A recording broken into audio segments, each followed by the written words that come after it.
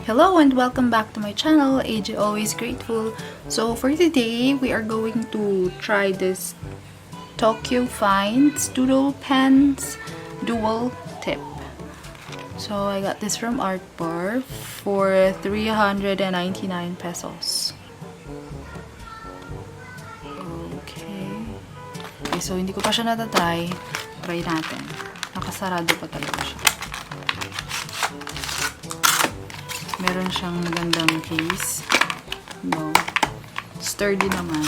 Tapos ito.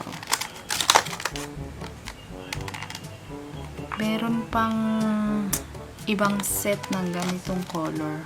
Baga ganito rin siya, pero iba-iba yung color niya. Ito yung napili ko kasi may black. Wala lang. So, yan. Meron siyang individual dito lagayan.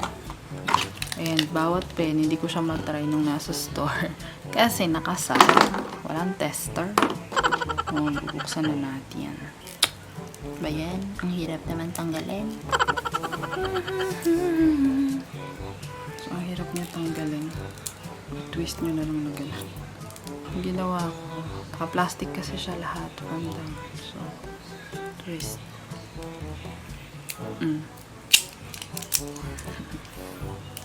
Twist ulit. Yun, ganda. Oh, ganda. So, felt tip din yung brush tip niya. Let's see. Ganda.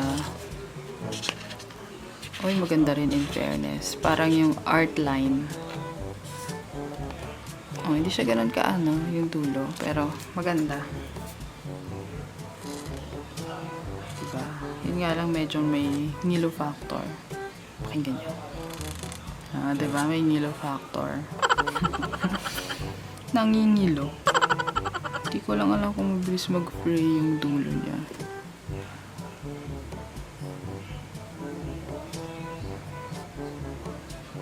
Okay. Parang mabilis mag-fray yung dulo niya. Oh no! Oo nga, Shez. Oh my God. Parang hindi ko to bet. Oh. Tingnan mo. Di ba, pinangsulat ko na siya. Parang kung ano yung pinandiin ko, ayun na, nagbabalik ko na siya. Maganda yung fine tip niya eh. Pag pinasulat mo siya ng ganyan, hindi siya bumabalik sa dati niyang anyo. Ayun.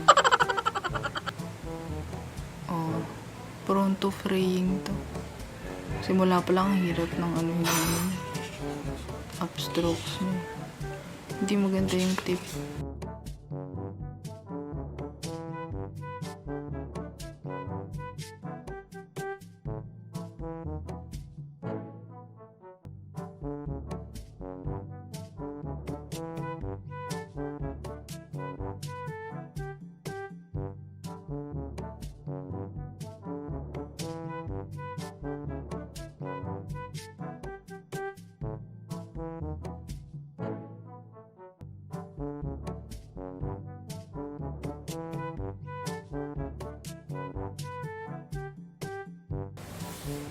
Okay, so my rating is based on the price, the brush tip. Look at the brush tip.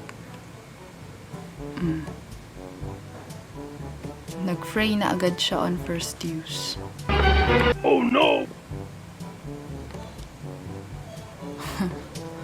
Hindi mo ma-achieve yung thin upstrokes mo pag ganito yung brush mo. So, hindi to advisable for calligraphy practice. But you can use this on coloring or doodles. Hindi ko gusto yung brush tip niya. Nagpe-fray kasi eh. Nagpe-fray siya agad on first use. Tas ang mahal-mahal, 399. Akala ko isa lang. Lahat sila. Lalo na yung black.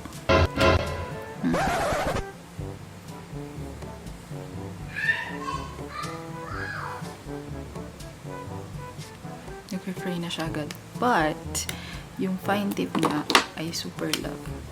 I super love to find it. Hindi siya nakakangulo isulat. Ang ganda. Kung mag-ano ka, pirma-pirma.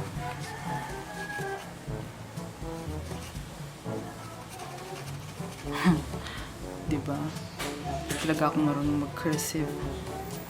Para pag mabilisan niya, kinain ng chicken. Pero I like it. Yung fine tip niya talaga maganda. Hindi nakakangilo. Yun yung gusto ko. So, parang ang rating ko dito sa fine tip 5. Sa brush tip 1. Ganun. Pero bang ganun? So, yeah, I think my rating for this one would be 3. Yeah.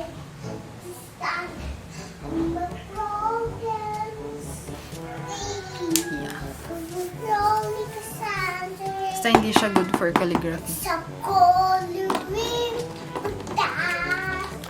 Colorings lang siya. So, yung mga calligraphy friends ko dyan, alam nyo na. Hindi siya pang calligraphy. So, yeah. So, sana nakatulong sa inyo ang aking video. And thank you so much for watching.